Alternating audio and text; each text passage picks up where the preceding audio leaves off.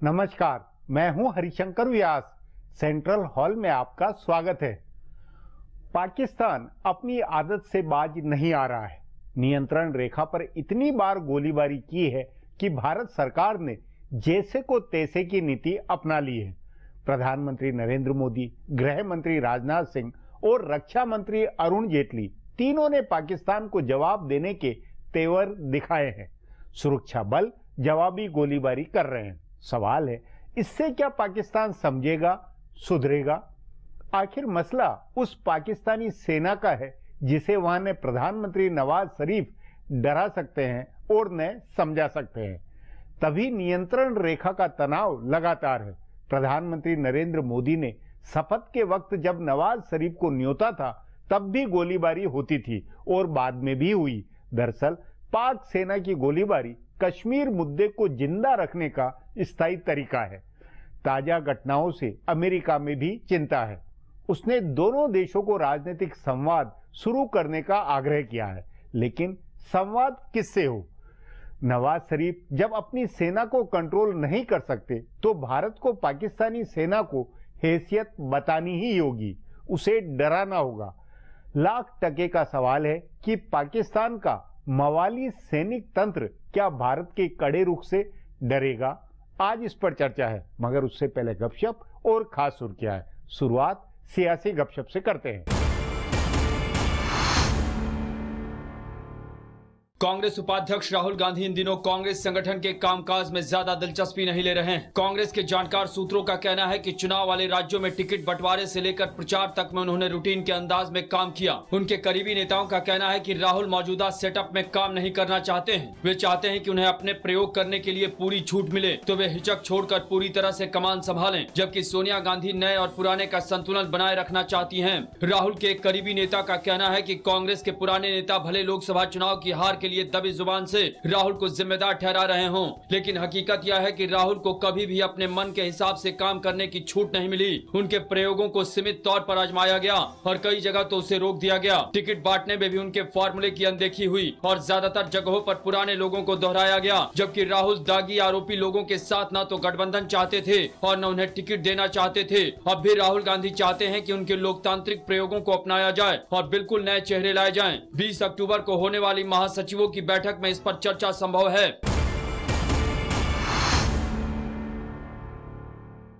बिहार में RJD, JDU और कांग्रेस के महागठबंधन में रस्साकशी शुरू हो गई है। कुछ दिन पहले इस बात को लेकर विवाद हुआ था कि बड़ी पार्टी आरजेडी है या जेडीयू और अगले चुनाव में ज्यादा सीटें किसे मिलेंगी। आरजेडी के वरिष्ठ नेता और पूर्व केंद्रीय मंत्री रघुवंश प्रसाद सिंह ने ये मुद्दा उठाया था। अब फिर उन्होंने नेतृत्व का मुद्दा उठाया है और कहा कि नीतीश कुमार महागठबंधन के नेता नहीं हैं। आरजेडी के नेताओं में इस बात पर मतभेद है कि रघुवंश बाबू ये बात अपने मन से कह रहे हैं या लालू प्रसाद यादव ने उन्हें कोई संकेत दिया है। पार्टी के कुछ नेताओं का कहना है कि रघुवंश प्रसाद सिंह महागठबंधन का नेता बनना चाहते हैं और इसीलिए उन्होंने ये बयान दिया है, लेकिन कुछ जानकारों का कहना है कि जनता दल यू में एक बार फिर नीतीश कुमार को मुख्यमंत्री बनाने की मुहिम शुरू हुई है और इसीलिए लालू प्रसाद की ओर से उनको निशाना बनाने की रणनीति अपनाई गई है। पिछले दिनों मुख्यमंत्री जीतन राम मांझी ने कहा कि नीतीश स्वाभाविक नेता हैं और वो फिर मुख्यमंत्री बनेंगे। बिहार राज्य के बिगड़ते हालात को देखकर चुनावी साल में नीतीश के फिर कमान संभालने की चर्चा है। दूसरी ओर नीतीश देश की राजनीति में भी सक्रिय हुए हैं। इससे आरजेडी के नेताओं ने नेतृत्व को लेकर दबाव बनाना शुरू किया है। उनका मानना है कि अगर अभी नीतीश फिर सीएम बनते हैं और अगले कुछ दिन में हालात सुधार कर चुनाव में जाते हैं तो अपने आप उनके नाम पर जनता मुहर लगाएगी। राष्ट्रीय स्वयंसेवक संघ की केंद्रीय कार्यकारी मंडल की बैठक लखनऊ में होने वाली है। संघ प्रमुख मोहन भागवत की मौजूदगी में इस हफ्ते होने वाली 3 दिन की इस बैठक में बताया जा रहा है कि संघ की इस बैठक का एजेंडा बहुत भारी भरकम है। नरेंद्र मोदी के नेतृत्व वाली केंद्र सरकार के कामकाज के अलावा आगे होने वाले चुनाव की रणनीति पर इस बैठक में चर्चा होगी। संघ से जुड़े जानकार सूत्रों का कहना है कि उत्तर प्रदेश चुनाव को लेकर रणनीति पर चर्चा हो सकती है। हालांकि अभी उत्तर प्रदेश चुनाव में 2 साल से ज्यादा का समय बाकी है, लेकिन संघ को लगता है कि अभी चल रहे राज्यों के चुनाव में भाजपा की ताकत बढ़ेगी और तब संभव है कि जल्दी चुनाव हो। बताया जा रहा है कि उत्तर प्रदेश में पिछले 1 साल में हुए छोटे बड़े सांप्रदायिक दंगों और लव जिहाद के मुद्दे पर संघ की बैठक में चर्चा होगी। संघ की बैठक में संगठन के विस्तार और राजनीतिक एजेंडे पर भी चर्चा की संभावना है। बताया जा रहा है कि कई राज्यों में प्रांत प्रचारक बदले जाने हैं। झारखंड, छत्तीसगढ़ और दिल्ली में बदलाव संभव है। राजस्थान में पहले से जगह खाली है। इन 4 राज्यों में नई नियुक्तियों की संभावना है। अब आज की सुर्खियां ये लीक से कुछ हटकर है और इनसे देश की दशा दिशा को बूझ सकेंगे। चक्रवात हुदहुद से मची तबाही के बाद आज प्रधानमंत्री नरेंद्र मोदी ने विशाखापट्टनम का हवाई सर्वेक्षण किया। हवाई सर्वेक्षण करने के बाद प्रधानमंत्री ने आंध्र प्रदेश के लिए 1000 करोड़ रुपए के अंतरिम पैकेज का ऐलान किया और कहा कि केंद्र सरकार और पूरा देश आंध्र प्रदेश और ओडिशा के साथ मदद के लिए तैयार खड़ा है। प्रधानमंत्री ने चक्रवात हुदहुद से मारे गए लोगों और पीड़ित परिवारों के प्रति संवेदना जताते हुए हर संभव मदद का वायदा किया। उन्होंने मारे गए लोगों के परिजनों को 2 लाख रुपए और घायलों को 50,000 रुपए मुआवजा देने की घोषणा की। प्रधानमंत्री ने कहा कि तकनीक की वजह से काफी मदद मिली और इस चक्रवात से निपटने के लिए पहले ही एहतियाती कदम उठा लिए गए थे। चक्रवात हुदहुद से आंध्र प्रदेश में मरने वालों की संख्या 18 पहुंच गई है। आंध्र और ओडिशा में राहत और बचाव अभियान का काम तेजी से चल रहा है। उधर आंध्र प्रदेश के मुख्यमंत्री चंद्रबाबू नायडू ने आज पुलिस को निर्देश दिया कि विशाखापट्टनम में दूर संचार सेवा प्रदाता कंपनियों के अधिकारी यदि संचार सेवाओं की बहाली करने में असफल रहते हैं तो उन्हें गिरफ्तार कर उनके समक्ष पेश किया जाए।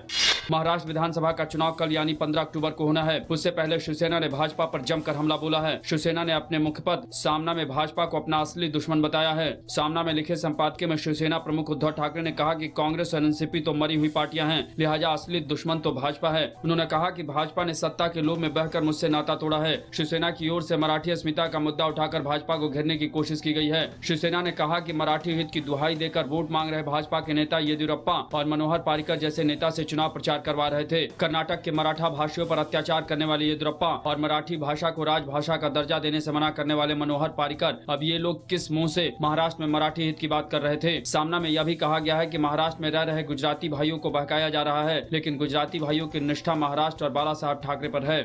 हरियाणा और महाराष्ट्र में कल यानी 15 अक्टूबर को होने वाले विधानसभा चुनाव की तैयारी पूरी कर ली गई है। हरियाणा विधानसभा के 90 सीटों के लिए मतदान में 1 करोड़ 63 लाख मतदाता 1351 उम्मीदवारों की किस्मत का फैसला करेंगे, जबकि महाराष्ट्र विधानसभा की 288 सीटों के लिए मतदान में 8 करोड़ 25 लाख मतदाता 4119 उम्मीदवारों की किस्मत का फैसला करेंगे। हरियाणा विधानसभा चुनाव में मुख्य मुकाबला कांग्रेस भाजपा नेलों के बीच है, जबकि महाराष्ट्र में कांग्रेस भाजपा शिवसेना और एनसीपी के बीच है। दोनों राज्यों के विधानसभा चुनाव के नतीजे 19 अक्टूबर को आएंगे।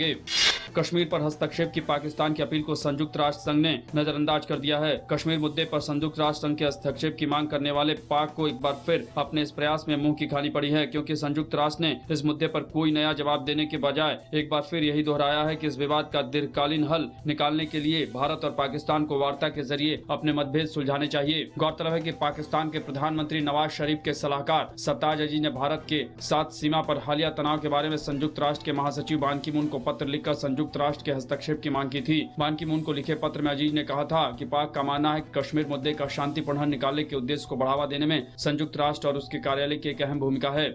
धौला कुआं गैंगरेप मामले में 5 आरोपियों को द्वारका के फास्ट ट्रैक कोर्ट ने दोषी करार दिया है। 5 दोषियों को सजा 17 अक्टूबर को सुनाई जाएगी। अतिरिक्त सत्र न्यायाधीश वीरेंद्र भट्ट ने शमशाद उर्फ खुटकन, उस्मान उर्फ काले, शाहिद उर्फ छोटा बिल्ली, इकबाल उर्फ बड़ा बिल्ली और कमरुद्दीन को कॉल सेंटर की एक 30 वर्षीय महिला अधिकारी का अपहरण कर उसके साथ बलात्कार करने का दोषी ठहराया। गौरतलब है कि 24 नवंबर 2010 को दिल्ली के धौला कुआं इलाके में 30 साल की एक महिला का अपहरण करने के बाद उसके साथ गैंगरेप हुआ था। फिलहाल अब एक ब्रेक है, फिर खुलासा होगा।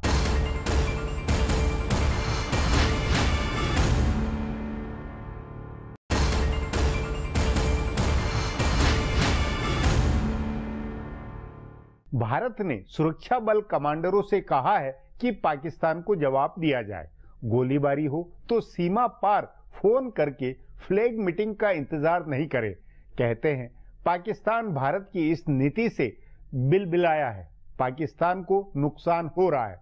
जाहिर है पाकिस्तान को कीमत अदा करवाने का भारत का संकल्प है। इस पर आगे चर्चा करें, उससे पहले देखें मेरा ये खुलासा। भारत सरकार ने पाकिस्तान के प्रति अगस्त में जो कूटनीतिक तेवर दिखाए थे वह सीमा पर हो रहे संघर्ष विराम के उल्लंघन के मौजूदा मामलों तक जारी। अगस्त के आखिर में भारत और पाकिस्तान के विदेश सचिवों की वार्ता होनी थी, लेकिन भारत में पाकिस्तानी उच्चायुक्त अब्दुल बासित ने कश्मीर के अलगाववादी संगठन हुर्रियत के नेताओं से मुलाकात की और भारत ने तत्काल वार्ता रद्द कर दी। भारतीय तेवर की वह शक्ति अब भी कायम है। सीमा पर पाकिस्तान की ओर से गोलीबारी शुरू हुई तो प्रधानमंत्री, गृह मंत्री और रक्षा मंत्री तीनों ने एक साथ जैसे को तैसा जवाब देने के निर्देश दिए। सुरक्षा बलों ने पाकिस्तान को ऐसा जवाब दिया कि बिलबिलाता हुआ पाकिस्तान संयुक्त राष्ट्र संघ की शरण में पहुंच गया है। असल में पाकिस्तान को लग रहा था कि पहले जैसे सीमा पर संघर्ष विराम का उल्लंघन होता है और हर बार फ्लैग मीटिंग करके इसे सुलझाने की बात होती थी, वैसा ही इस बार भी होगा। लेकिन इस बार ऐसा नहीं हुआ। एक तो भारत में सत्ता बदल गई है और पाकिस्तान को करारा जवाब देने की सोच रखने वाली सरकार दिल्ली में बैठी है। दूसरे अभी राज्यों के चुनाव चल रहे हैं जिसमें कोई भी सरकार यह नहीं चाहेगी कि उसकी दब्बू वाली छवि बने।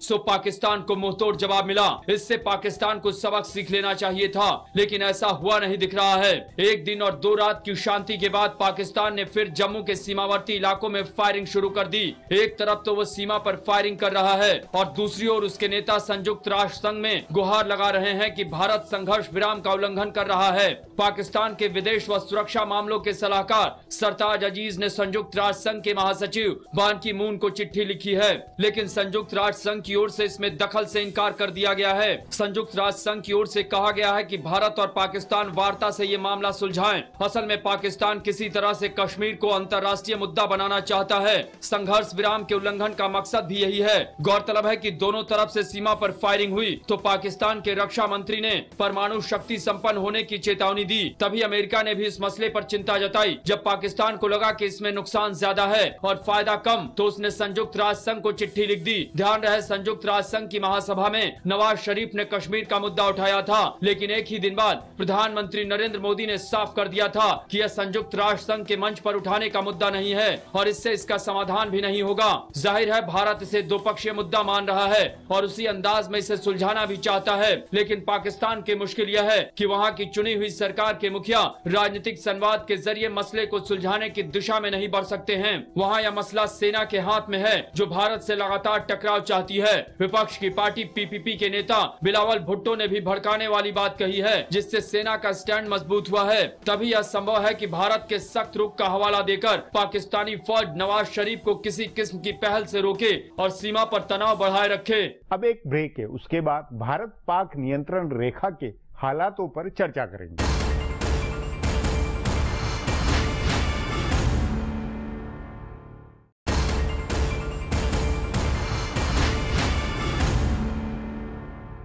भारत ने पाकिस्तान को जवाब देना शुरू किया है। पाकिस्तानी सेना ने गोलीबारी करके भारत को नुकसान पहुंचाया तो भारत से भी गोलीबारी हुई। पाकिस्तान शोर कर रहा है। संभव है इससे पाकिस्तानी सेना अधिक मनमानी पर उतरे, नवाज शरीफ सरकार हाशिए में जाए। क्या यह सब मोदी सरकार ने सोचा हुआ होगा? इस पर चर्चा के लिए आज मेरे साथ वरिष्ठ पत्रकार जयंत घोषाल है।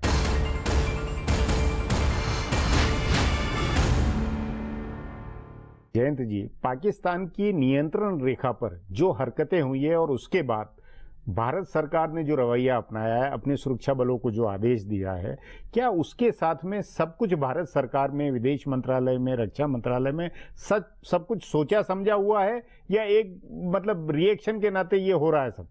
देखिए, कुछ डिप्लोमेट है जो सोच रहे हैं कि हमारा जो फॉरेन पॉलिसी ऑन पाकिस्तान जो है उसमें एक फ्लिप फ्लॉप हो रहा है। ऐसे कुछ लोग सोचते हैं, लेकिन मैं ये नहीं मान रहा हूं, क्योंकि मुझे लगता है कि पाकिस्तान को जो समस्या है उसमें आपको ये नरम गरम एक स्ट्रैटेजी है।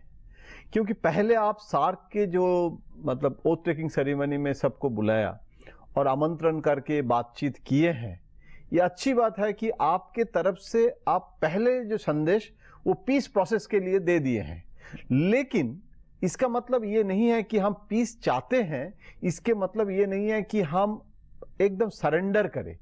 आप बॉर्डर में अगर टेररिज्म ना छोड़े, सीजफायर को तोड़े, प्रॉक्सी वॉर चलाए, मुंबई के इशू में आप अभी तक एक्शन नहीं लिए हैं, तो उसमें टीट फॉर टैट का जो पॉलिसी है वो भी अगर मोदी सरकार ना करते तो उनके जो हिम्मत, मतलब देखिए, फॉरेन पॉलिसी में आप क्रॉल नहीं करना चाहिए, सरेंडर नहीं करना चाहिए, बार्गेनिंग जो कैपेबिलिटी उसमें खत्म हो जाता है। तो पीस होगा, पीस के लिए हम इच्छुक है, लेकिन उसके लिए ऐसे नहीं होना चाहिए कि हम कंप्लीटली सरेंडर करें। नहीं नहीं, लेकिन एक ये जो नीति है, ये जो पिछली सरकारों के मुकाबले में किस तरह फर्क आया इस सरकार में? क्योंकि बुनियादी तौर पर ये कि आपने एक तरह से दुविधा वाली स्थिति, जैसे मनमोहन सरकार के वक्त थी कि भाई हमें दोस्ती भी करनी है, लेकिन अगर सीमा उल्लंघन है तो हमें कार्रवाई भी करनी है, आतंकवादियों को अंदर नहीं घुसने देना है। तो उस नीतियों, पिछली सरकारों की नीतियों और इस सरकार की नीति में किस तरह का बुनियादी फर्क है? देखिए, पहले मनमोहन सिंह सरकार के समय तो कंप्लीटली पॉलिसी पैरालिसिस इसलिए हुआ था कि वहां मतलब मनमोहन सिंह पाकिस्तान चुनाव के पहले जाने के लिए इच्छुक, और वो आप याद कीजिए कैसे बालूचिस्तान के बारे में इजिप्ट में जाके सरमल शेख का रेजोल्यूशन कैसे हो गया था। आप देखिए उस समय कांग्रेस पार्टी ने मनमोहन सिंह को पाकिस्तान जाने नहीं दिया, तो उसमें कोई कन्वर्जेंस ऑफ पॉलिसी नहीं था उसमें बहुत। लेकिन इस बार लेकिन इस समय लेकिन थल सेना अध्यक्ष जनरल विक्रम सिंह ने रिटायर्ड होने के साथ कहा है कि हम सीमा उल्लंघन पे हम लोग भी जवाब देते थे, ऐसा नहीं है, लेकिन हमारा प्रचार नहीं होता था, वो जवाब हमारी सेनाओं का होता था, गोलीबारी हमारी तरफ से जवाबी कार्रवाई होती थी। नहीं, जवाब जो होते हैं वो तो एक रूटीन, जैसे सीमा में उस नाते 60 साल हो रहा है। हाँ। लेकिन सरकार अगर एक सशक्त सरकार अगर नहीं होता रहता है, वीक फिबल सरकार, ये परसेप्शन था ना मनमोहन सिंह सरकार के बारे में। अभी पाकिस्तान भी देख रहे हैं कि बहुत दिन बाद एक मेजॉरिटी और नरेंद्र मोदी जैसे व्यक्तित्व आए हैं, उसमें टेकन फॉर ग्रांटेड पाकिस्तान भी नहीं कर सकते हैं। और देखिए, पाकिस्तान भी एक पाकिस्तान नहीं है, पाकिस्तान भी आज के दिन में बहुत आर्मी का पाकिस्तान है, आईएसआई का पाकिस्तान है, नवाज शरीफ का पाकिस्तान है। तो आज के दिन में अगर पाकिस्तान आर्मी को न अभी जो चल रहा है, वो हम एक तरह से हमारी तरफ से जो जवाब हो रहा है वो पाकिस्तान की आर्मी को हो रहा है, पाकिस्तान उनकी सेना को बता रहे हैं कि आपको कॉस्ट चुकानी पड़ेगी और हम ऐसे नहीं छोड़ेंगे। लेकिन इससे क्या ये नहीं है कि पाकिस्तान के अंदर सेना ज्यादा मवाली हो जाए, ज्यादा मतलब मनमानी करे और फिर पूरी तरह से बेकाबू हालात हो? नहीं, पाकिस्तान के जो पब्लिक ओपिनियन है, क्योंकि देखिए वहां नवाज शरीफ साहब के भी जो ट्रेड कॉमर्स का इंटरेस्ट, पाकिस्तान के अभी पहले सिविल सोसाइटी पाकिस्तान के बारे में हम लोग चर्चा ही नहीं करते थे, अभी तो दिखाई दिया कि कोर्ट में भी पाकिस्तान में सुप्रीम कोर्ट का भी मूवमेंट, लॉयर्स का मूवमेंट हम लोग देखा। तो पाकिस्तान इज ऑल्सो चेंजिंग, ऐसे नहीं है कि सिर्फ मुल्ला पाकिस्तान को हम लोग देख चुके हैं। मतलब ये आपका मानना है कि जो भारत की जवाबी कार्रवाई है उससे पाकिस्तानी जनमानस पे असर होगा और पाकिस्तानी सेना उसके दबाव में आएगी? जरूर होगा, क्योंकि देखिए पाकिस्तान भी सोच रहे हैं कि दोस्ती हमारे लिए अच्छा है या दोस्ती नहीं करना है। देखिए अगर ये सोच रहे होते, ये दुविधा होती, तो प्रधानमंत्री मोदी की इतनी बड़ी पहल के बाद वो ये नियंत्रण रेखा पर ऐसे गोलीबारी और इस तरह की हुर्रियत वालों से बुला के कुछ तो अपनी नीति में चेंज करते ना। उन्होंने कुछ नहीं बदला, इसीलिए तो नौबत आई। देखिए पाकिस्तान के जो इंटरनल डायनामिक्स है उसमें नवाज शरीफ को पावर में रहना भी जरूरी है। आज के दिन में एंटी इंडियन कार्ड जो है, जो पाकिस्तान के आर्मी, पाकिस्तान के जो फंडामेंटलिस्ट से लेकर बिलावल भुट्टो से लेकर सब एक जनमानस तो है। ये देखिए ना, इमरान खान वो भी है और नवाज हो गया है। नहीं तो नवाज शरीफ ने भी इन्हीं सबको समझते हुए संयुक्त राष्ट्र के अंदर कश्मीर का मुद्दा उठाया। तो इसलिए पाकिस्तान में हार्डलाइन की मेजोरिटी तो है, ये तो हकीकत मानी जानी चाहिए। नहीं, हार्डलाइन है, लेकिन उसमें क्या है, नवाज शरीफ साहब बातचीत करना चाहते हैं। और जब दिल्ली आए थे, आप याद कीजिए, नरेंद्र मोदी जी पहले मीटिंग में एकदम पाकिस्तान के साथ मीटिंग भी किए और टेरर के बाद भी कर लिए। तो कोई पाकिस्तान जो है, पाकिस्तान के डिप्लोमेट इंडियन डिप्लोमेट को बताया कि पहले मीटिंग में आपको ये नहीं करना चाहिए सर। नहीं जयंत जी, लब्बो लुआब में आपके अनुसार क्या भारत की कार्रवाई से भारत सरकार को या हम सबको उम्मीद करनी चाहिए कि पाकिस्तान संभलेगा, सुधरेगा? देखिए, पाकिस्तान अगर आप डिप्लोमेसी में ना, आप ऐसे कभी नहीं होता है कि आज आपने कुछ कर दिया और कल उसको फल नहीं, ये डिप्लोमेसी नहीं है, यहाँ तो ये कि बिल्कुल आपस में लड़ाई है, गोलीबारी हो रही है। नहीं, गोलीबारी जो हो रहा है ना, ये नवाज शरीफ साहब दिल्ली आए थे और नरेंद्र मोदी जी से बातचीत किए हैं, और नरेंद्र मोदी जी ने भी पीस प्रोसेस भी किया, और पहले मीटिंग में टेरर की भी बात छेड़ा। और उसमें पाकिस्तान के जो डिप्लोमेट है वो इंडियन डिप्लोमेट को बताया कि अगर ये पहले मीटिंग में अगर टेररिज्म के बात ना करते तो अच्छा होता, क्योंकि उसमें पाकिस्तान आर्मी और पाकिस्तान के जो फंडामेंटलिस्ट फोर्सेस है उसमें नवाज शरीफ की हालत और खराब हो गया है पाकिस्तान के अंदर। लेकिन देखिए मतलब कारगिल वॉर भी देख चुके हैं ना लाहौर बास डिप्लोमेसी के बाद, तो इसीलिए नरेंद्र मोदी जी ने पीस प्रोसेस करेंगे। और ये जो कॉम्बैटिंग जो डिप्लोमेसी आज हो रहा है, जो हॉट परस्यूट बेसिकली हो रहा है, वो अगर नहीं करेंगे तो जवाब नहीं, वो तो कर रहे हैं, वो तो अब हो गया एक सिलसिला। लेकिन इस सिलसिले पर क्या हम लगातार रहेंगे? हमारी यहाँ कंसिस्टेंसी रहेगी नहीं रहेगी क्या सर? नहीं, देखिए कंसिस्टेंसी मतलब क्या है, अगर हम पीस प्रोसेस चाहते भी है और टेररिज्म बंद करने के लिए भी ये डबल प्रोन स्ट्रेटेजी चलता रहेगा। क्योंकि देखिए सार्क समिट आ रहा है अभी नेपाल में, सार्क में नरेंद्र मोदी जी जाएंगे या नहीं जाएंगे, और वहां नवाज शरीफ के साथ मीटिंग होगा या नहीं होगा, एक उससे भी कई इंडिकेशन मिलेंगे, बहुत इंडिकेशन मिलेगा, और वो निर्भर करेगा पाकिस्तान क्या रूप ले रहा है इसके ऊपर। जी जयंत जी, बातचीत को यही समाप्त करेंगे। प्रोग्राम में आने के लिए बहुत बहुत धन्यवाद। हमारा प्रोग्राम अब यहीं खत्म होता है, मुझे इजाजत दीजिए। कल फिर मिलेंगे इसी चैनल पर इसी समय।